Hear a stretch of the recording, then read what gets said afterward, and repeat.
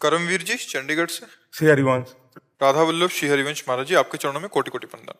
महाराज जी, जब हम अपने सत्कर्म, नाम जप एवं मंत्र जप किसी जीवात्मा के कल्याण के लिए श्री जी के चरणों में समर्पित करते हैं, तो हमें ये कैसे पता चलेगा कि श्री जी ने उसे स्वीकार कर लिया है?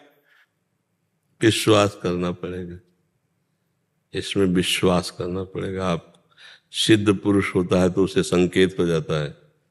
अब आप पार्थिव शरीर में आसक्त हैं और ये जो क्रिया है भागवती क्रिया है, ये पहुंचती भी तभी पहले हम श्री जी को समर्पित करते हैं, फिर उस जीवात्मा के लिए भाव करते हैं। श्री जी को समर्पित करने का मतलब सरकारी बैंक में गया और फिर वहां से उसको ट्रांसफर होगा।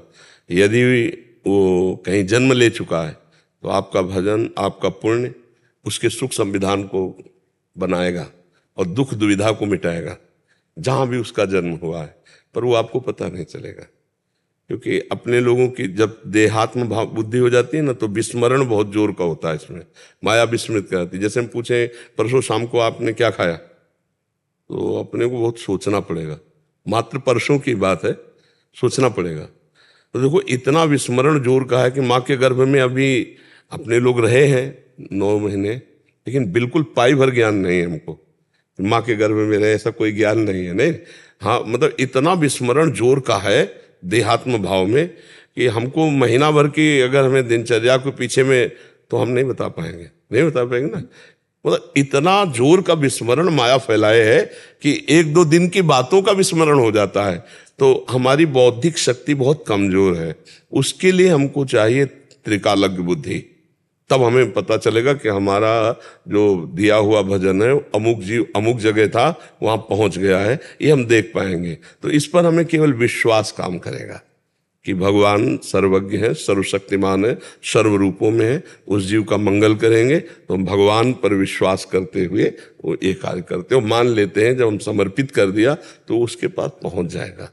ये लौकिक बुद्धि में हमारी बुद्धि काम करती है। तो जैसे हम बैंक से किसी को दें तो आपके मैसेज आ जाएगा कि आप पहुंच गया है। नहीं, तो ऐसे जब सिद्ध पुरुष होता है तो उसको मैसेज तो आपको भी आता है, लेकिन आपकी स्मृति वहां तक नहीं है, सूक्ष्म में, स्थूल देह में है। और अगर आप ध्यानस्थ तो आपको मैसेज समझ में आ जाएगा कि अमुक जीव अमुक जगह है, वहां पहुंच गए। पर इसके लिए त्रिकालज्ञता होनी चाहिए, सर्वज्ञता। तो देहाभिमानी को सर्वज्ञता नहीं होती, जो देहातीत होता है वो सर्वज्ञ होता है। अच्छा, इस मार्ग में जब वो देहातीत होता है तो फिर व्यक्तित्व तो नहीं रह जाता, तो वो केवल भगवान देखता है सर्वत्र। फिर वो ये करेगा नहीं जो आप कर रहे हैं कि किसी जीव के निमित्त दान, क्योंकि सब जगह अपने भगवान को देखता है और अपना देह भाव छूट गया है तो अब उसका कोई कर्म नहीं रह गया, तो दे तो क्या दे। समझ लेला, जो उस कोटि का पहुंच गया उसका ही होता नहीं, और जिसका ही होता है तो उस कोटि का है नहीं, इसलिए उत्तर समझ में नहीं आता। वह पहुंच जाता है, पक्का विश्वास करो, पहुंच जाता है, पक्का विश्वास करो। यहाँ का जैसे पिंडदान है, यहाँ का मंत्र जाप है, यहाँ का दान पुण्य किसी हम जीव को दें, अपने बाप बाबा पर बाबा या किसी भी अन्य को भी, तो वो पहुंच जाएगा, पक्का पहुंच जाएगा।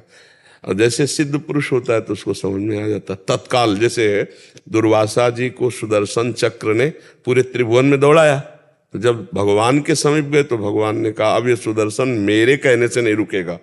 अम्बरीश जी का अपराध किया, वही जब आदेश करेंगे तब। तो अम्बरीश जी ने जानते हो क्या कहा था, मन वचन कर्म से यदि मैं भगवान का निरंतर भजन करता हूं, वो सारा भजन मैं दुर्वासा जी को देता हूं, उसके प्रभाव से सुदर्शन जी तत्काल शांत हो गए, तत्काल शांत हो गए। तब दुर्वासा जी ने विचार किया कि मैंने अपराध किया और मुझ अपराधी को पूरे जीवन का भजन दे दिया, तो चरणों में लौट गए कि आज मैंने भगवान की भक्ति की महिमा देख ली। तुम चाहते तो मुझे नष्ट कर सकते थे, लेकिन तुमने अपना पूरा भजन मुझे दे दिया मेरी रक्षा के लिए, तो आज मैंने हरि के भक्तों के मान। वहां दोनों सिद्ध है, एक प्रेम भक्ति में सिद्ध है और एक तपस्या में सिद्ध है। तो दोनों को पता चल रहा है। अपने लोग अभी स्थिति नहीं है, पर विश्वास करते हैं कि दूसरे के प्रति जो किया हुआ कर्म है वो उसको प्राप्त हो जाता है। सत्कर्म जो दान किया जाता है वो उसको प्राप्त हो जाता है। और यहां तक कि असत्कर्म भी, जैसे आप अपने भजन का प्रयोग किसी को मारने के लिए, तो मारण होता है ना, मारण कृत्या उत्पन्न कर देना, तो वो भी अपना प्रभाव दिखाएगी।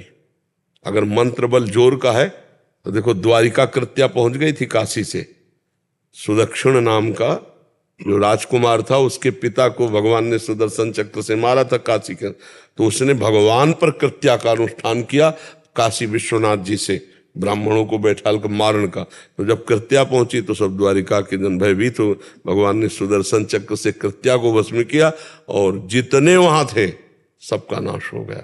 क्योंकि भगवान या भगवान के भक्त का कोई अमंगल चाहे भला कैसे, आकाश में थूकोगे तुम्हारे मुंह पे आएगा लौट के, तो ऐसे तो जब ये अमंगल कर्म भी अपना प्रभाव दिखा देते तो मंगल में भगवान या भजन या दान या पुण्य ये क्यों अपना प्रभाव नहीं दिखाएंगे? दिखाएंगे, पक्का दिखाएंगे, पर वो आपको नहीं समझ में आएगा। जिसके प्रति दिया उसका तो मंगल हो जाएगा, पर आपको समझ में नहीं आएगा। पर एक जरूर संकेत आपको समझ में आएगा, आपका हृदय शीतल हो जाएगा। आनंद है महाराज जी। हाँ, आपका हृदय शीतल हो जाएगा और संतोष जैसा लगेगा कि बिल्कुल ऐसा ही है। ऐसा। तो ये संकेत है आनंद का कि वो काम हो रहा है, उसके प्रति जो आपने किया वो पहुंच गया, ऐसा है। अब सिद्ध हो तो फिर दिखाई देगा, पक्का दिखाई देगा, अमुक योनि में था, अमुक उत्थान हो गया, अमुक लाभ मिल गया। और करना चाहिए, इसीलिए परिवार के लोग मनाते हैं कि हमारे एक लड़का हो जाए, कम से कम एक संतान हो जाए तो पिंड दान करेगी वो, हमारे अगर हमसे नहीं बन पाया तो हमारे कल्याण के लिए उपाय करेगी। कथा है, भागवत है, दान है, पुण्य है, वो जब हम देते हैं तो उस जीवात्मा का मंगल होता है, चाहे पिता की हो, चाहे पितामह की हो, किसी की भी हो। महाराज जब पुत्र रूप में पुत्र जीवात्मा आई थी, जो जब उसका शरीर शांत होने वाला था, तो जैसे आपने विधि बता रखी है, ब्रज रज लगा के चरणामृत दे के और अपने ये सारे सत्कर्म उसको दे के श्री जी के चरणों में अर्पित करके इसका जीव का कल्याण हो।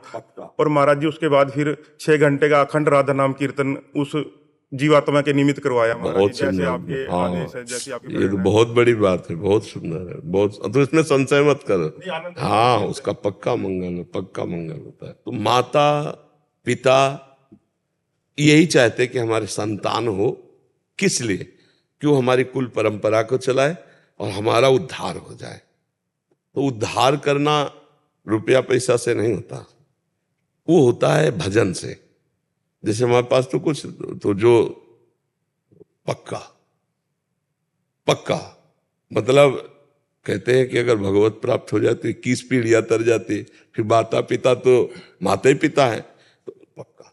अब जैसे संतान है, बाढ़े पुत्र पिता के कर्मा, अगर पिता महान कर्म करने वाला है तो अगर पुत्र के कमजोर भी कर्म है तो भी महानता को प्राप्त हो जाएगा।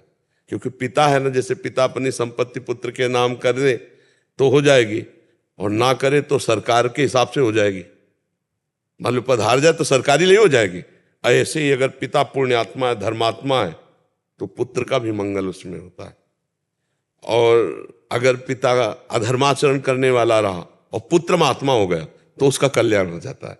जब हिरण्यकश्यप को भगवान ने, तो प्रहलाद जी ने हाथ जोड़कर कहा, प्रभु हमारा पिता आपका विरोध करता रहा, आपके कारण मैं आपका हूं, इस कारण मेरा भी बहुत, तो कहीं उसकी दुर्गति तो नहीं होगी? तो भगवान ने कहा, तुम्हारे जैसा पुत्र जिसके हो जाए उसकी दुर्गति कैसे हो सकती?